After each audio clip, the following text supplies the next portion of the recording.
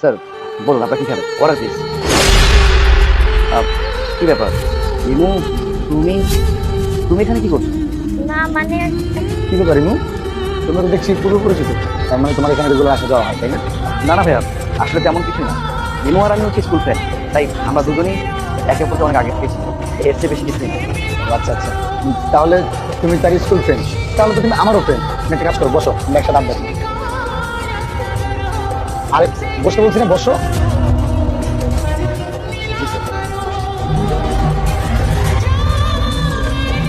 হ্যাঁ, তুমি হচ্ছে ওর স্কুল ফ্রেন্ড আর আমি হচ্ছে ওর বয়ফ্রেন্ড।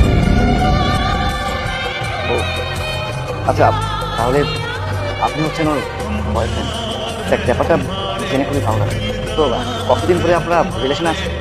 আমরা তো এই তো প্রায় 8 মাসের মতো, তাই না রিমু? হ্যাঁ হ্যাঁ 8 মাস হবে। 8 মাস যাবত আপনার রিলেশন আছে, তাহলে বিয়ে তো খুব রিসেন্ট করছেন। হ্যাঁ, বিয়ে তো অবশ্যই করবো, আর বিয়ে করলে আমি ওকে করবো, কারণ ওকে আমি অনেক ভালোবাসি, আর আমি আমার লাইফে ওকে ছাড়া কাউকে চিন্তাও করি না। আপনাদের এই ব্যাপারটা জেনে খুবই ভালো লাগে যে আপনারা রিলেশন আছেন, কিছুদিনের মধ্যে আপনার বিয়েটা হয়ে গেছে। আচ্ছা, বাই দ্য ওয়ে, আপনি কি ম্যারিড নাকি ব্যাচেলার? না আমি ম্যারিড, না আমি ব্যাচেলার। মানে বুঝলাম না। মায়েরা আমি আপনাকে বুঝিয়ে বলছি, আমার ওয়াইফ আমাকে ছেড়ে চলে গেল। ওয়াইফ ছেড়ে চলে গেছে, কিন্তু কেন? আমি হচ্ছে সামান্য একজন বেকার, কয় টাকাই বা বেতন পাই। আর আমার স্ত্রীর অনেক স্বপ্ন ছিল, তার স্বপ্ন পূরণ করার জন্য যে এফোর্টটা দেওয়া উচিত, আমার মতো একজন সামান্য বেকার সেই এফোর্টটা কোথা থেকে দিলে বলেন তো? যার কারণে এরকম একটা অযোগ্য সম্পূর্ণ লোকের কাছে কেই বা থাকেছে, এর কারণে আমার ওয়াইফ আমাকে ছেড়ে চলে গেছে।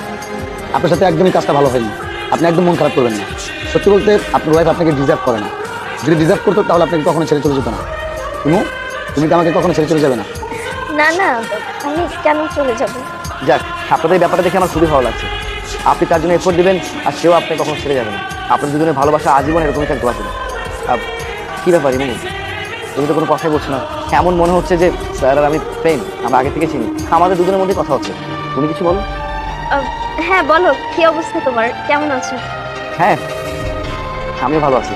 আর তোমাকে দেখে মনে হচ্ছে যে তুমি অনেক ভালোই আছো। বাই দ্য ওয়ে, আপনাদের দুজনের মাঝখানে কথা বলে আপনি হাত দিতে চাই না। আপনাদের সময়টাকে উপভোগ করুন। স্যার বলুন আপনাদের কি লাগবে?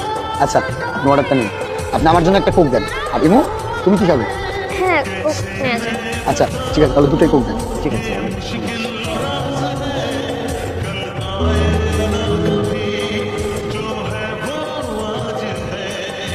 Sir, here is food.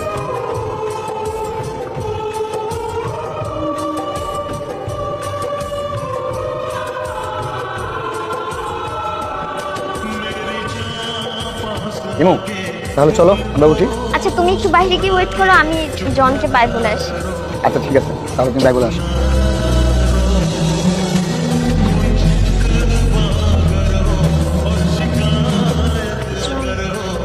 Please আমাকে ক্ষমা করে দাও। ক্ষমা করবো আমি তোমার জন্য? তুমি ভাবলে কি করবো? তোমার মতো একটা বিশ্বাসঘাতককে আমি ক্ষমা করবো? গত 8 মাস যাবত তুমি একটা রিলেশনে আছো, অথচ দিনের পর দিন তুমি আমাকে মিথ্যা কথা বলে আমাকে ঠকিয়েছো, আমার সাথে বিশ্বাসঘাতকতা করেছো, যেটা কখনোই আমি তোমার কাছে আশা করি। আমি তোমাকে কখনোই ক্ষমা করবো না। জন আমি ওকে ছেড়ে দিব, এই মুহূর্তে আজকে আমি ছেড়ে দিব ওকে, প্লিজ আমি তোমাকে ছেড়ে থাকতে পারবো না। কি বলে তুমি? ছেড়ে দাও? আরে ওকে যদি তুমি ছেড়ে দাও তাহলে তুমি যাবে কোথায়, কার কাছে থাকবে? যাবো কোথায় মানে? বুঝতে পারছো?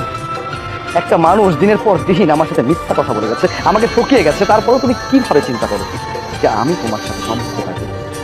আমি তোমার সাথে আর একটা মুহূর্ত থাকতে চাই না, কারণ আমার বিশ্বাস, আমার ভালোবাসা সব কিছু তুমি নষ্ট করেছো।